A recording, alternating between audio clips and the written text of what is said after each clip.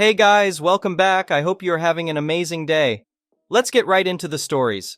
The first one is an entitled People story. Several years ago, I moved to a small town in Spain.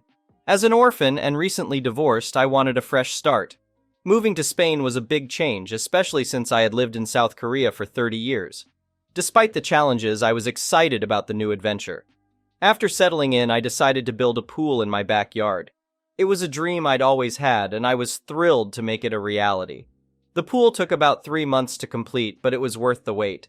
I enjoyed relaxing by the pool, especially since my life had been hectic lately. One day, while I was cleaning the pool, I heard a gate sliding open. I turned to see a woman standing just a few feet away. She was around my age and had a look of impatience and anger on her face. "What are you doing here?" I asked. "I am here because I was informed that you are partaking in illegal activities," the woman replied. "I don't know what you're talking about," I said, confused and a little scared. "That pool behind you," she said, pointing to my pool. "It's built illegally. This town does not allow for pools as it poses a danger to children and old people." "But I don't have any children or old people here," I said, trying to reason with her. "That doesn't matter," she said, her tone condescending. "They can walk in, and what if someone falls and gets hurt? You could be held responsible." I was taken aback by her hostility and wondered who she was. "Who are you?" I asked. "I am the town mayor, Carmen," she said. "But shouldn't you already know that? You've been here for a while now." "I've only been here for a few months," I said, surprised that she knew I was new in town. "It's my job to know these things," Carmen said. "Did you even study anything back in your country, or is it banned in North Korea?" "I'm from South Korea," I said, correcting her. "That's because they wanted you to get into trouble," Carmen said. "People here don't like outsiders mingling with us. You need to pay fines for breaking the law." "What fines?" I asked. Carmen listed several offenses I had committed, including drinking on my porch, playing music loudly at night, and fermenting a foul-smelling substance. None of it was true. I was just having a beer and watching the game, and I had made kimchi for some of my neighbors who loved it. "I don't have that kind of cash on me," I said, hoping to get rid of her. "You can online transfer it to me," Carmen said, smirking. I knew something wasn't right. I didn't trust Carmen and suspected she was trying to scam me. I contacted my neighbors, who told me that Carmen had done this to other new residents. They advised me to ignore her and not give her any money. The next time Carmen came to my house, I made sure my gate was locked. She shouted and threatened me, but I ignored her. I texted my neighbors, who told me to visit the police station and report her. When I arrived at the station, I met a friendly police officer who listened to my story and promised to look into it. Days passed, and I thought the ordeal was over. But one day, I heard a loud banging on my gate. I looked outside and saw Carmen and several people dressed as police officers. My heart raced as I realized that they were trying to break in. I quickly grabbed my phone and called the police station. The officer I had talked to before answered, and I explained the situation. He told me to stay calm and stay inside until the real police arrived. I watched from my window as Carmen and her friends tried to break the lock on my gate. I could hear them shouting and banging on the gate, demanding that I let them in. My heart sank as I realized how corrupt the situation was. Suddenly, I heard a loud crash as the lock broke. I ran to my bedroom and locked the door, hoping that they wouldn't be able to get in. I could hear them breaking down the front door, and I knew that I was in trouble. I tried to call the police station again, but my phone battery died. I was trapped in my room with no way out. I could hear Carmen and her friends searching the house, calling out to me. I knew that I had to find a way to escape. I looked around the room, trying to find something that I could use to defend myself. My eyes landed on a heavy lamp on my bedside table. I picked it up, ready to fight back if... As I opened the door, Carmen and her friends turned to face me. I held the lamp up, ready to defend myself. They looked shocked to see me standing there. "You can't just break into someone's house," I shouted at them. "I won't let you take my pool or my money." Carmen looked at me with a sneer. "You can't fight against me," she said. "I'm the mayor. I have the power here." I took a step forward, brandishing the lamp. "I won't let you bully me," I said, my voice shaking. "I'll fight for my rights." Carmen and her friends looked at each other, unsure of what to do. Suddenly, there was a knock at the door. We all turned to see a group of real police officers standing there, ready to arrest Carmen and her friends. As the corrupt mayor and her accomplices were taken away, I breathed a sigh of relief. I knew that the fight wasn't over, but I was grateful for the support of my neighbors and the real police officers. Update. After the incident, I became more involved in the community, attending town hall meetings and getting to know my neighbors better. I also joined a local activist group to fight against corruption in the town government. Carmen was eventually removed from her position, and the town became a safer, happier place. I still enjoy my pool, but now it feels like a symbol of my victory against corruption. The next one is a pro-revenge story. With the NFL playoffs back on, I thought you all might enjoy this football-related revenge story. I'm a huge 49ers fan, the rabid all-day tailgate in the parking lot type. A few years ago, we made it back to the Super Bowl. I was working at a consulting firm with a handful of accounts I would interact with directly. One client in particular knew how big of a Niners fan I was. I was the day-to-day lead on his account. He really liked working with me and we became friends, often grabbing drinks or dinner after our meetings. He had access to a pair of extra company seats to the game and, as a thank you, wanted to give them to me as a gift. He passed the tickets over to the partner on that account, who I will refer to as Dickhead Partner, to be given to me as a surprise. The game came and went. We lost. It sucked. The next time we met, we went for drinks afterward, and he mentioned, "Hey, by the way, why didn't you go to the game? I heard someone else was in your seats." I asked, "What game?" He said, "The Super Bowl." Confused, I answered, "I didn't have seats to the Super Bowl?" He told me that he gave Dickhead Partner a pair of his company tickets for me as a gift so I could attend. I had zero idea what he was talking about. He looked shocked, told me to quietly ask around about it and get back to him. When I was back in the office the next week, I found out through one of the secretaries that Dickhead Partner had given a pair of Super Bowl tickets to another one of his clients as a gift from our company. I might have let this sort of thing go to keep the peace under different circumstances, but these were seats on the 30-yard line to see the ducking 49ers play in the Super Bowl. I was pissed. I considered confronting Dickhead Partner myself, but realized it was the client who had noticed I wasn't there in the first place, so if I let him handle it, there would be no blowback on me. So I texted him, "Hey, I just wanted to thank you so much for thinking of me with those seats. It appears that they were given to another one of our firm's clients."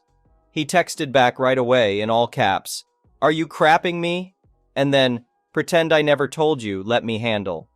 He followed up with me about formulating a plan. A few days later, we were asked to come down for a meeting in their office. The client requested the partner be present, not entirely unusual.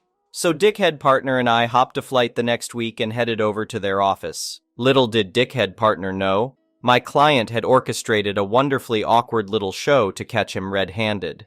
When we entered the conference room, it was all the usual suspects, along with a woman in her 30s we didn't recognize. My client immediately introduced, "Dickhead Partner, this is Stephanie such-and-such, VP from other department. She wanted to sit in on this meeting." "Hey, OP, you guys must already know her from the Super Bowl." She then responds as she goes to shake my hand. "Oh, I don't think so. Did we meet there? I'm sorry if I forgot." The client responds, "Geez, Steph, how much did you have to drink? They were sitting right next to you." The client looks at me and I say, "Sorry, client, I wasn't there. Are you thinking of someone else?" At this point, Dickhead Partner is looking visibly uncomfortable, probably trying to come up with an excuse. He starts in with an when Stephanie says over him, "No, so-and-so from other company were in the other seats. By the way, I was wondering why we gave company seats to those guys. Is there a project we're working with them on that I don't know about?" Obviously not. They were in completely different industries. It would be like Coca-Cola partnering with John Deere. Dickhead Partner lets out an again, and the client immediately speaks over him asking, "Dickhead Partner, I gave you those tickets for OP?" At this point, Dickhead Partner is turning bright red.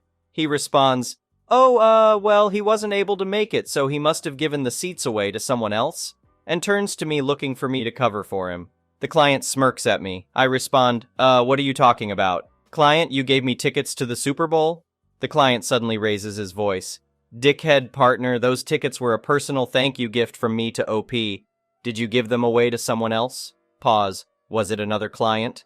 Dickhead Partner butts in with, maybe something got mixed up in the office?" The client went quiet for what probably seemed like an eternity to Dickhead Partner. He then looked down, grabbed his portfolio and iPad, put them into his briefcase, and said, I think this meeting is over. OP, it seems as if I owe you a thank you gift. Let's go to lunch. Stephanie, you're welcome to join. Dickhead partner, I need to evaluate our relationship. Please go back home and expect to hear from us next week. Dickhead partner suggests he would like to join, presumably to do damage control, and Stephanie sternly tells him, I don't think that's a good idea, and asks the front desk to see Dickhead partner out. As soon as he is in the elevator, we all break out laughing hysterically. Stephanie wasn't really a VP, just an employee at the company who the client had drafted into helping with his pre-planned meeting skit. But she did end up coming to lunch with us and was a fellow Niners fan and total blast to hang out with. On our way to the restaurant, I got a desperate text from Dickhead partner saying I needed to cover for the firm and that we could discuss things when I got back. I replied, yes, we need to talk, but I'll see what I can do. The client told me to wait a couple of hours and then respond to him. 1. To expect invoices for the resale value of the Super Bowl tickets. Resale is way above face value. It was over $10,000. As well as our lunch. He picked a pricey spot and made a big show of overspending. And that he expected them to be paid immediately. 2. Expected I be given a direct apology. 3. Expected a written apology to his company for what he considered theft. And 4. He will only interact with me or another one of our firm's partners, never Dickhead partner. This whole thing caused a stir with the other partners, and I actually came off looking great because it appeared that I had made a good faith effort to save the client for the firm despite being the victim in this situation. The client would transfer to another partner, which meant Dickhead partner lost his profit share on any work with them. Oh, and the other partners in the firm made Dickhead partner pay the invoices back out of his salary. In retrospect, I really have no idea what the hell the guy was thinking. Did he seriously believe the client would just not notice me not thanking him for Super Bowl tickets?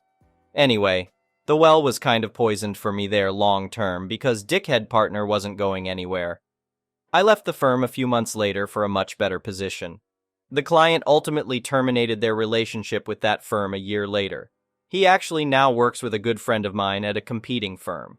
I'm still pissed I missed out on the Super Bowl even though we lost, hoping we make it back this year so I can finally go to one in person. Go Niners! The next one is a petty revenge story. Our upstairs neighbor let her boyfriend move in with her. He seems to be at most about 18 years old. Every single night since he moved in, he has either called the cops or complained to the landlord that we were making too much noise. Mind you, most of the times of these complaints, we were all literally asleep. So we decided to start filing noise complaints back, as they were much louder and constantly waking our toddler up. We tried our best to keep the noise down, but we really have never been that loud. The prior tenants never had an issue with us, and neither did the woman upstairs until her boyfriend moved in. Yesterday was the final straw. Our landlord told us to let him know if their dogs were making too much noise. After listening to their dog yip for 3 hours straight, I decided to say something. Lo and behold, about 20 minutes later, the cops were at my door, saying there was a complaint that my child had been crying for hours. Mind you, my child hadn't cried all day, so they asked to see my daughter. I showed them my toddler, who is clearly content and has not been crying at all, and they went on their way. Moments later, the boyfriend upstairs comes stomping as loud as he can inside, saying, "You want to say that I make too much noise?" and yelling and swearing at us through the floor. We made countless attempts to get him to come downstairs, but he refused and began blasting music as loud as he could. We recorded all of this and sent it to our landlord. Then we decided to be petty. We got our toddler away from the loudness. My boyfriend is very into music and audio production, and so we have a really high quality and really loud sound system. We proceeded to play music as loud as we could once our baby was protected from the sound, which very much drowned out what he was playing. After we stopped, he was silent, and his girlfriend shortly after got home and commenced screaming at him for being how he was. He is very abusive towards her, and we can hear him screaming and throwing things at her all the time. The dude is an overall piece of shit. The icing on the cake is that today, the landlord is coming over to tell him that he needs to move out ASAP and is no longer allowed on the property. Overall, a huge win for us. The next one is an entitled people story. I decided that today was the perfect day to put the harness on Isadora, my sulfur-crested cockatoo, and take her out to PetSmart. I needed a pack of Aspen for the chicks, baby chickens anyway. I got her in the carrier, put the carrier in the car, and hit the road. She did remarkably well and didn't even get car sick. But do you know what tiny detail I forgot? People talk to you if you bring a bird to a store, whether you want them to or not. I'm very good at peopling. Years of retail work, restaurant work, admin, etc. have trained me in the art of small talk. The PetSmart workers were fantastic, actually. They asked the basic general questions. No one asked to touch her. Everyone kept a respectful distance and didn't overwhelm her. Or me. Other customers, though? Jeez. There was one woman in particular who told me she has a scarlet macaw, a Hans macaw, and a Goffin's cockatoo at home. She stopped me to chat, asked about my bird, and I gave the condensed version of the story. Isadora is 15, nearly 16. She came from an older couple who wanted a younger home for her, etc. She's doing great, she's the love of my life, etc. She asked, so she's almost 16 years old? How long have you had her? I said, for 4.5 months now. Have you ever had a cockatoo before? No, she's my first large bird, and I couldn't have gotten luckier.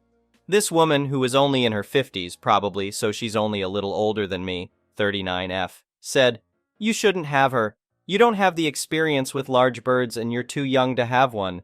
You don't even look like you've got your own life together. And she reached for Isadora. She was going to take my bird. I would love to pretend like I had some witty comeback. I thought of all the good responses in the last couple of hours since we've been back home, and I've had a minute to process. In reality, I came back with the unbearably witty retort of what, because I am brilliant under pressure. I stepped back and put my cart between us and said, nope, we're not doing this. And I turned around and walked out. Hours later, I have gone back in my head and told her off 10 ways to Sunday. In the moment, I was so flabbergasted. Someone tried to take my bird away from me, like she literally tried to grab my bird off of my hand. I don't think we're going to have another field trip. I think we'll stick to the yard. This was a stupid experience, and I would have enjoyed it more if I'd had enough brain power to yell at her and embarrass her for even thinking to try something like that. She deserved to be horrifically embarrassed. I'm so mad about the whole thing. I'm still shaken up about it, and now I'm going to dwell on it for the next lifetime. The next one is an entitled parent story. A little background. I am going to be 30 in a couple of months. I have 2 older half-sisters. We share the same mother, who was married before getting together with my dad. I also have a younger brother who I thought was my full sibling. There are several reasons why I have wanted to get a DNA test, but I never had the guts to do so until recently. I never talked about this with anyone other than my spouse, but 2 years ago, I asked my brother if he would do a DNA test with me which would reveal if we are full or half siblings. I wanted the DNA test because I do not have a father listed on my birth certificate. When my mom was pregnant with me, she didn't tell anyone until she was about 6 months along, and she never revealed the identity of my father despite numerous questions from family members. Moreover, no one was present at the hospital when I was born. My mom has told stories or answered questions that don't add up, and she lies all the time. I honestly won't believe her even if she tells me the sky is blue. So 2 months ago, my brother and I finally took the DNA test, and unsurprisingly, we turned out to be half-siblings. This wasn't shocking to me, but obviously I had a lot of questions. My mom still had no idea that we took the test. So I asked my sisters, who were 7 and 10 when I was born, if they knew anything about my mother's pregnancy, my birth, or my upbringing. They gave me the information they could, as well as another family member. At this point, I called my dad and let him know that we took a DNA test, and he told me that he always knew, and that it would change nothing. It also changes nothing for me. I just wanted to know if my mom was really lying to me all of these years. I started asking questions and piecing together information. It turns out that when my mom and dad got together, she was 23, and he was about 12 years older than her. They were not officially together, but she started the grooming process at that point. He went on to get emancipated and started couch surfing, often living at her house. When he was 17, they broke up and he moved on. Next thing I know, my mom tells him that she's 6 months pregnant and it's his child. She had spent years grooming him and making him whatever she wanted him to be, to the point where he would believe anything she said. He fully believed I was his child, so he moved in. He didn't go to the hospital when I was born because he was underage, and he was never listed on my birth certificate because my mom had some story about how it was illegal. Anyways, when I was 3 years old, they officially split, and he started asking for visitation with me. My mom said no, so my dad was going to take it to court. And that's when my mom revealed that he was not the biological father. Knowing this, he went back to be with my mom because that was the only way he would be in my life. A year and a half later, they had my brother and stayed together until 2012 when they officially split for good. They never got married or anything, but it was still a very nasty split. My dad also let me know that during the time he was living with her off and on after he was emancipated, she would throw parties at the house, and all the young boys in the neighborhood would come over and do whatever they wanted. He gave me a name of who my potential father could be. Since all of this has come out, family and friends have come forward and given me another name of who it could be. I believe it's either one of these two people, but that's not really what's important here. Having all of this information under my belt, I finally confronted my mom. I told her I did the DNA test, why I did it, and what the results were. At first, she laughed, told me to stop joking, and called me a brat. When I sent her the legitimate results, she said it was impossible, the DNA test was wrong, and I needed to do it again. She has spent the last 2 months making me feel crazy, telling me the DNA test was incorrect. I did a paternity test as well, which gave the same result, but she says it's wrong. She said my dad somehow forged the results to persuade me away from her. There have been so many lies that I have learned over the last 30 years. She is a classic narcissist through and through. Like I mentioned earlier, I didn't do this test because I wanted to know if my dad was my biological father. I wanted to know if my mom truly lied about it for the past 30 years. Family members, friends of hers, and even neighbors I grew up next to have come forward and said she has spoken to them about this years and years ago. Everyone assumed that I already knew and were shocked that I was just now finding out. I have so many emotions regarding all of this. My head is reeling over the fact that I don't know who my biological father is. I have major trust issues considering my mom lied for 30 years and is still lying. I'm having a little bit of an identity crisis because I'm like, who am I? It's just been so overwhelming. I'm hoping this is a place where I can come to vent, maybe get some support from people who understand crazy parents. And I'd also like a little validation that I'm not crazy and that 2 DNA tests are going to be accurate. Thank you for watching. I would really appreciate it if you could like the video and subscribe to our channel if you haven't already. We'll see you again tomorrow.